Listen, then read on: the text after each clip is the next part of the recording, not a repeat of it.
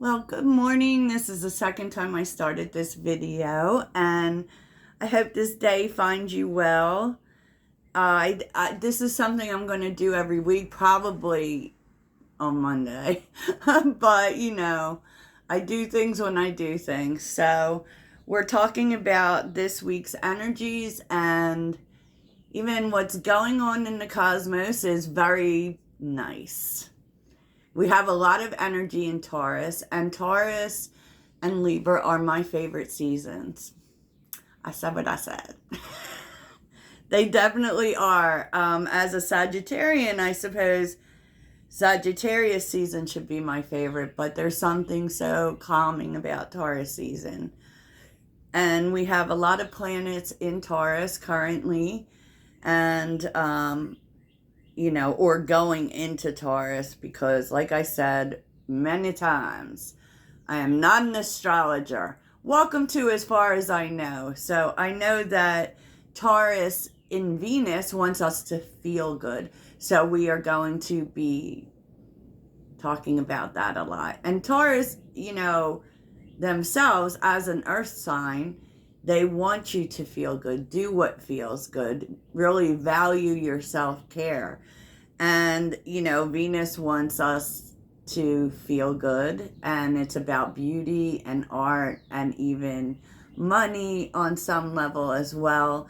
And so, yeah, it doesn't get any better than that. And this is exactly what we need, because later in the week, Pluto is going retro. And, I also think that this retrograde in Pluto is going to be good, though it may not feel good to everyone. I'm a very Plutonian person because I have a lot of planets in Scorpio. And so let's get into it. So we're going to look at the energies this week and how we can work with them, and Pluto in Aquarius is about who do you want to be. So it may call to attention some things from the past, because so you know what you don't want to be, right? Because Pluto in Aquarius is not just about us. It's about the whole. So who are we going to be with other people? Who are, our communities, everything. And so, Pluto is about transformation. And it's very, very good, but at times it can feel kind of and there can be obsession tied to this, so you want to pay attention to what you're obsessing about. Do you really need to obsess?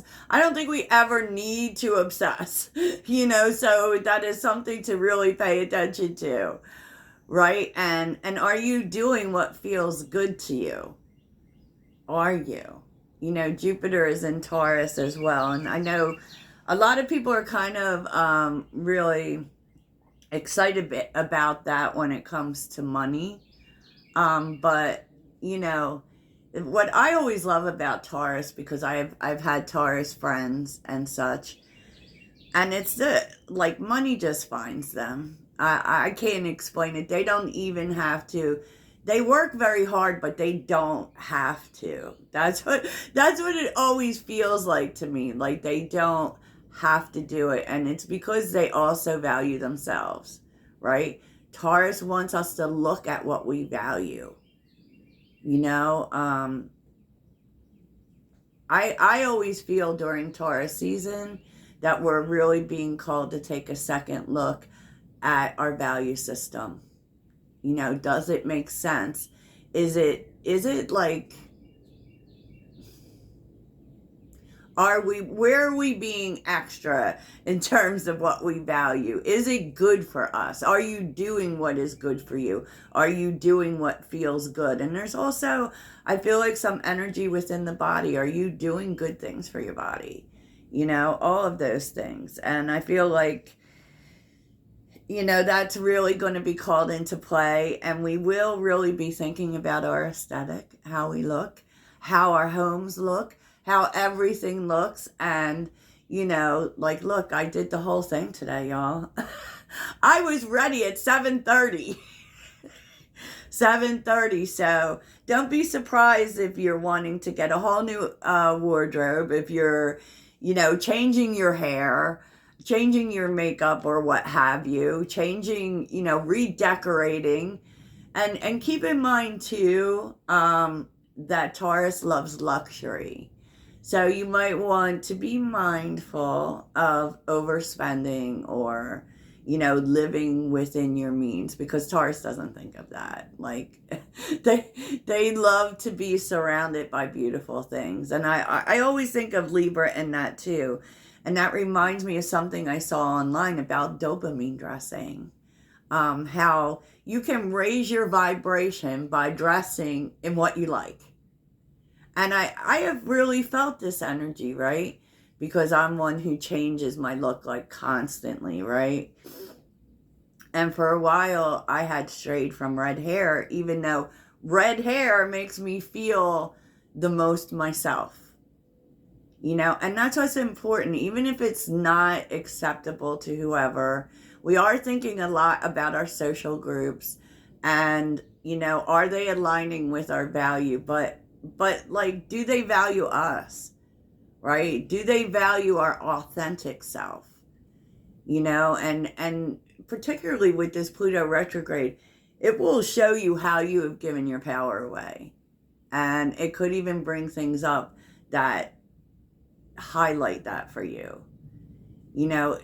so that you don't give your power away. Basically, so you don't do it. Could be really good for relationships too.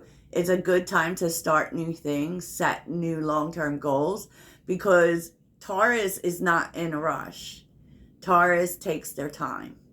So, yeah, I said what I said. Okay, so let's look. Because underneath the deck is the Six of Cups. That can be about the past. It's not always about the past. It's kind of a turnaround, like, compared to the past. The Strength card and the Chariot. So, these internal energies are big. And it's about, moving forward. And the Chariot is a victory. It's definitely moving forward. It's definitely doing what we have to do in terms of our light and our dark energies. What works, what doesn't work, and how can we make them work together, right? How can we do that? And where do we need more willpower? That is what the Chariot asks for you to do. And I feel like internally you might be thinking about, how you've overcome challenges in the past, and how you're going to do it differently now, because this is saying you are overcoming the challenges of the past. And this is like a whole new way of doing things, which is nice, because we are in an 8-year, so we're going to see the Strength card. That's about how we respond to things, how we deal with things. Maybe you're not fighting your way out of a corner anymore. Maybe you're just keeping it stepping, right? Yeah, I said what I said. Okay. Because, underneath it all is you're really feeling the 9th house. And the 9th house is about, it is an 11, so it is stepping through a portal of change. But it's also the house of discovery, the house of learning. They call it the spiritual house, but it's really about expansion and growth, right? It's not about religion. It's not about those type of things, but it's about learning, and new discoveries. And so underneath it all, especially if you are a Sagittarius, because Sagittarius rules that house, it's calling for you, and you may feel it. It doesn't mean taking courses, though you can, but with the Ace of Cups being here and the 10 of Pentacles, like, what are you going to be doing long term? What are you going to be doing long term? And there seems to be like a turn in wanting to do what feels good, wanting to do things that you love. And so maybe you're not even sure about that. And that's what that exploring energy is. Maybe it's opening yourself up to doing things that, definitely generate wealth and stability, right? But that you also love. That's what it's asking you to do, to open your heart. And you may be looking for different ways of making money. But there are things you want to do, not things you have to do. So I really love that energy. I do. The Descendant is here. And the Descendant is the opposite of your rising sign. So think of it as going down. And it's a 10. So it's about completion. And this is about, especially with that Aquarius energy, it's like, how do you invite people? How do you interact with people? And that's what or how do you invite people to your world? That's what it's calling for. And with the 8 of Cups and the 3 of Wands, this has been a period of like leaving people behind. Really with the 8 of Cups, it's like you're bringing to a close the things that you just don't have any more energy for, right? The things, I'm really thinking about what is it that's loving you, right? What is it that's loving you? And, with the 3 of Wands, this is about our new life, right? It's about stepping into a new life. It's a fresh start, but I feel like it's big because I feel like you're not going to interact, especially with people or things that aren't showing up for you. So we are kind of caught in between this time of like purging and initiation. So there could be a delay with the initiation because you may still be in this energy where you're saying to yourself, what is it that loves me? Who loves me? What am I surrounding myself with? What do I need to walk away from and stop giving to? Which can be hard because one thing that people don't talk about with the 8 of Cups is that there was feeling there. And so that can make it really hard to walk away. But there's a sense of knowing that you got to. Like loving out and loving in can be two different things. Things that love us and things that we love can be different. But now you're really being called to ask, what is loving me? And I'm just going to walk away from everything else. So definitely in terms of how you give is going to be different. But this new cycle or new life or whatever it is, new path, doesn't start until you take care of that. Have you brought that to a close, right? Because definitely the way you're being more patient, to be honest, because I feel like there's patience that is required with the 3 of Wands. In order to get what we want, we know there are things we have to take care of. Okay? Because with the 3 of Wands, for me, there's the direction. With the 2 of Wands, we have a choice between two things. But for me, the 3 of Wands, that third thing is the details. Focusing on the details, on what we have to do in order to step into this. And maybe what you have to do is walk away from things that aren't loving you. Stop giving to them, right? So, that does mean that the way that you interact with people is going to change. It definitely is. Maybe you're being more patient. Maybe you're letting things come to you. But, of course we have to stop walking away at some point, And that's where we find ourselves often when we're caught in this in-between energy, right? Because things have to be brought to a close. Because completion. Okay? I feel like you're not going to deal with things that don't love you back anymore. I love it. So how do we work with the energy? Okay. We're seeing expansion with Jupiter. Love it. With the 4 of Cups, there have been things that haven't worked out. But I actually feel like you're more focused on the fourth cup. Seeing opportunities, right? And it's with the Seven of Cups, so you may really be thinking about, like, the Seven of Cups wants us to make choices, but it's also showing us our options. So, Jupiter is asking you to ask questions of growth. What are my options here in terms of growth? What opportunity is showing up for me? I love this. And so that could be saying that there is an opportunity showing up for you, but you're also being asked to think more of abundance, not think about what hasn't worked out. What are the opportunities that I'm not seeing? What are my options? Because it's important to know what all of your options are before you make any choices. And so you may be really thinking about what needs to grow and what needs to be put to the side, right? Definitely. Now, with the Seven of Cups, you may not really know what you want. So it may be about figuring that out, figuring out what you want to grow, right? But in terms of working with the energy, it's thinking more about abundance. It's not focusing on what didn't work. What are the opportunities that are still available to me? And what is it out of that I want? Right? Amen, amen. Okay, so in terms of actions, we're seeing Neptune.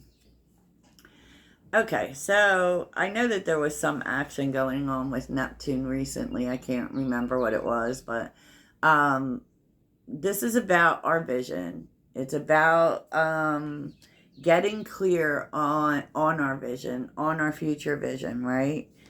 Because Neptune can be the planet of illusion, delusion, that kind of thing. And so I feel like what's happened here is that you need to separate yourself from others in order to make some choices, okay?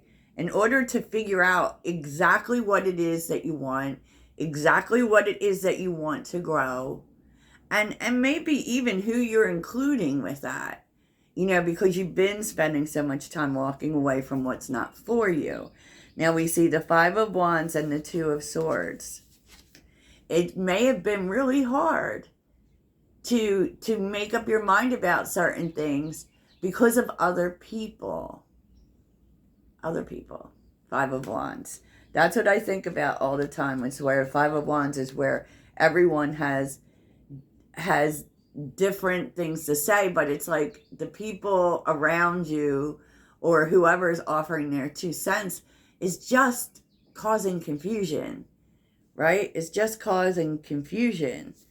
So with the Queen of Wands and the Fool, or the Queen of Pentacles, which is actually Capricorn energy, but it always feels very Taurus to me. I actually also see Sagittarius in the Queen of Pentacles. It's time for you to do what's good for you and to take other people out of the picture. And so with Neptune, especially, I believe we have Neptune in Pisces, which is very much about that isolation energy, that connecting with the divine, which meditation. But you don't have to exactly it out, y'all. What you can do is just find some moments of stillness to sit with yourself and figure out what you want. And ask yourself, what is good for me when I separate myself from everyone else, taking care of everyone else? What is it that I want? Because the Fool's a new beginning. And it's definitely paying closer attention to your own self-care, to what's good for you. And not letting, it's this energy very much feels to me like other people's opinions mattering too much. And making it, Because maybe you knew what you wanted. And then, Joe and Curly had something to say. And then all of a sudden, well, you're saying to yourself, well, maybe that's not the right thing to do. No, we can't have that. We can't have that. And underneath this deck, this is about your journey to letting your own light shine, to going after what is passionate for you. Because Leo, and we definitely are in a Leo year, is about, well, it's about the sun. It's about what makes you happy and makes you feel vibrant. But it's really about letting yourself be seen. And we're doing that. And this is part of the journey for you. This is the progress you make. So maybe, you're very much putting your ideas out there in the world. But it's not just about that. It's like, what are your ideas? What are your ideas? It also begs for you to ask that question. For sure. And, okay. While you figure this out,